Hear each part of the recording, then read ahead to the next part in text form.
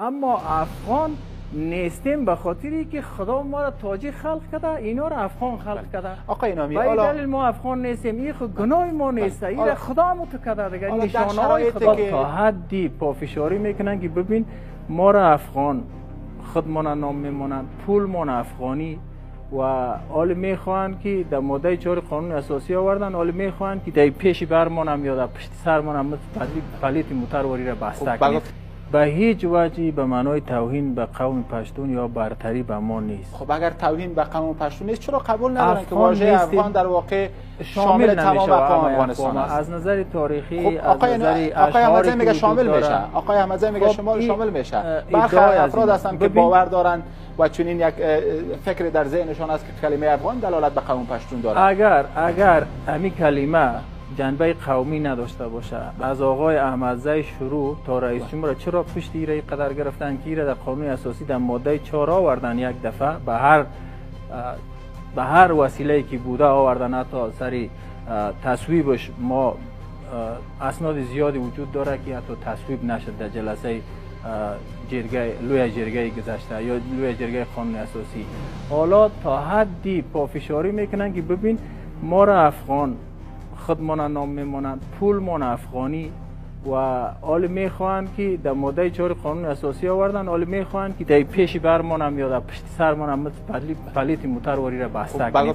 اگر یک کشش قومی نداره، ببین اگر یک کشش قومی نداره، اگر یک جنبه قومی نداره، یک جذابیت برای از اینا از کجای قدر پیدا شده که سری از این پافشاری میکنن؟ تذکره 34 کشور اسلامی را شما ببینید، جمهوری اسلامی سعودی مثلا، جمهوری اسلامی ایران، نام است، ولد است، 11 مشخصه فرد است، دیگه چیزی به نام ملت در اوجا وجود نداره. ولی چرا تذکره یک سندی است که در داخل کار میکنه. ما در افغانستانی بودن هیچ مشکل نداریم، ما افغانستانی هستیم، اما افغان نیستیم به خاطری که خدا ما را تاجیک خلق کرده، اینا را افغان خلق کرده. آقای نامی، به این دلیل ما افغان نیستیم. این خود گناه ما نیست، این خدا متکده دیگه. نشانه های خدا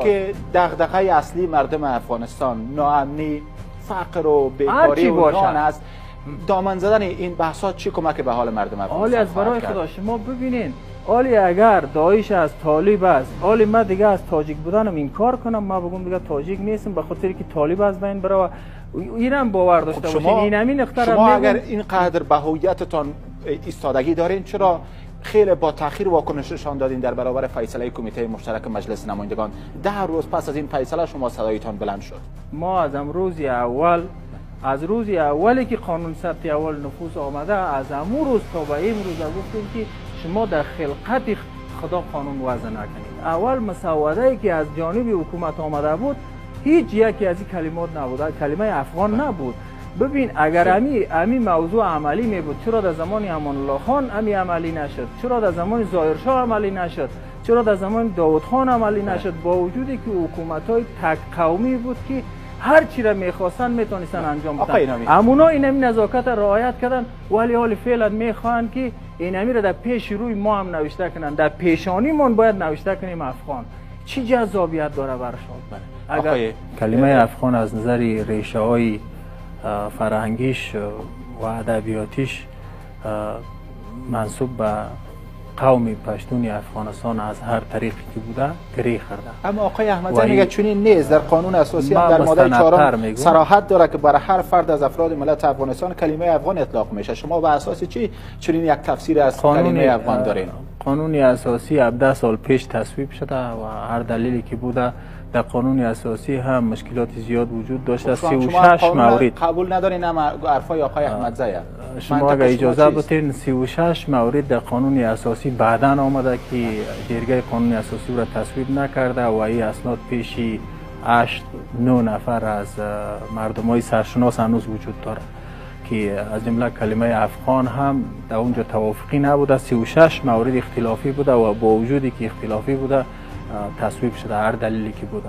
جهل صورت گرفته در این بخصوص من تا سر کلمه افغان گپ میزنم. کلمه افغان مشکلی اساسی اقوام افغانستان دمی است که کلمه افغان همه را شامل نمیشه و به قول احمدزی صاحب و تمام قوم‌های پشتون همه را شامل میشه و این کلمه سرش به حد جنجال است که یک تعداد اگر احیانا این کلمه را بگوی شامل نمیشوه، اونا به جاسوسی و به دهها گپ دیگه اتهام وارد میکنن. ولی ببین در زمان محمود غزنوی تاریخ تبری قصه میکنه و داستان به این گونه پیش میبره که محمود از غزنوی وقتی که به هند حمله میکرد، وقتی از او طرف بر میگشت در نواحی کوههای سلیمان لشکری از او توسط افغانا گاهی افغانا میگه گاهی افغانا شبیخون زده میشد.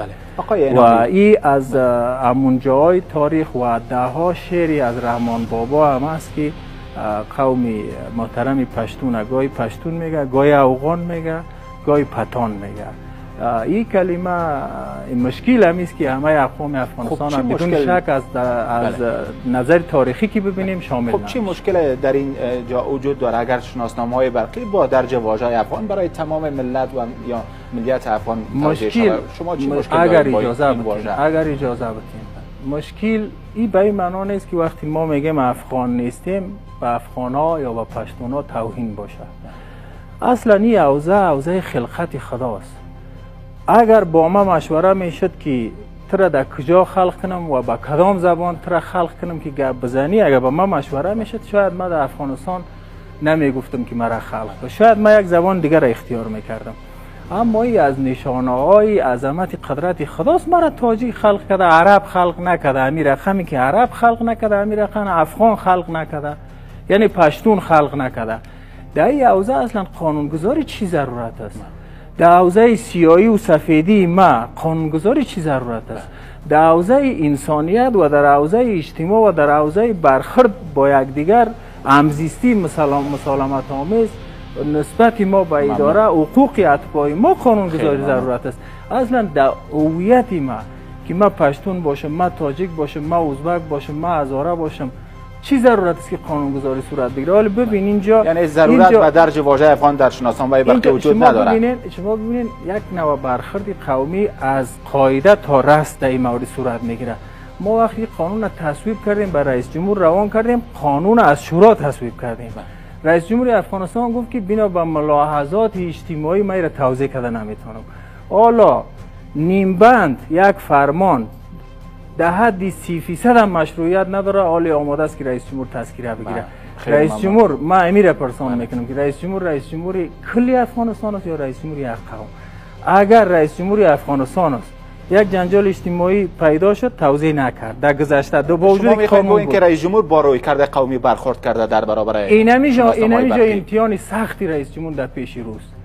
او زمان گفت که 1% مردم افغانستان راضی نیست، من را توضیح کرده نمیتونم. با وجود قانونی مساوا وجود داشت بدون توشیح کنه، در حالی که ما در مواد قانون اساسی داریم که بعد از توشیح تعدیل میشه، بعد از توشیح و عملی شدن فرمان صادر میشه. خب حالی فعلا یک بخشی اعظم مردم افغانستان راضی نیست. حالا ببینیم که رئیس جمهور چگونه برخورد میکنه.